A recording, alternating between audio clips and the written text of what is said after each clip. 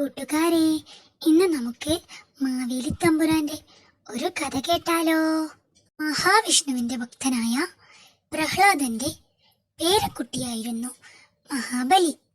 ദാനധർമ്മിഷ്ഠനായ ഒരു അസുര രാജാവായിരുന്നു അദ്ദേഹം.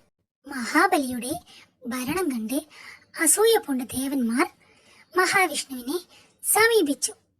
മഹാബലിയെക്കുറിച്ച് പരാതി പറഞ്ഞു. ഇതു കേട്ട മഹാവിഷ്ണു വാമനന്റെ രൂപത്തിൽ മഹാബലിയുടെ അടുത്തെത്തി. വാമനനെ കണ്ടതും താങ്കൾക്ക് എന്ത് വരമാണ് ആവശ്യമെന്ന് മഹാബലി ചോദിച്ചു. അപ്പോൾ വാമനൻ പറഞ്ഞു, എനിക്ക് 3 അടി മണ്ണു മതി. മഹാബലി അത് സമ്മതിച്ചു. വാമനൻ പെട്ടെന്ന് മാനം മുട്ടെ വളർന്നു. എന്നിട്ട് ആദ്യത്തെ അടി സ്വർഗവും 2ാമത്തെ അടി ഭൂമിയും അളന്നു. 3ാമത്തെ അടിക്ക് സ്ഥലമില്ലാതെ വന്നു.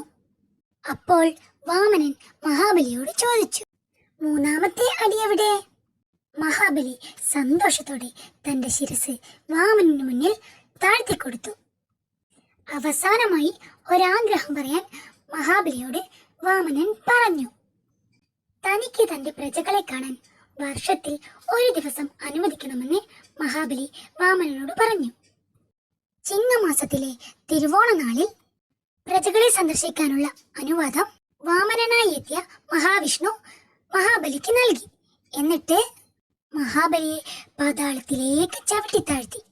അങ്ങനെ മഹാബലി തന്റെ പ്രജകളെ സന്ദർശിക്കാനായി വരുന്ന ദിവസമാണ് നാം തിരുവോണമായി ആഘോഷിക്കുന്നത്.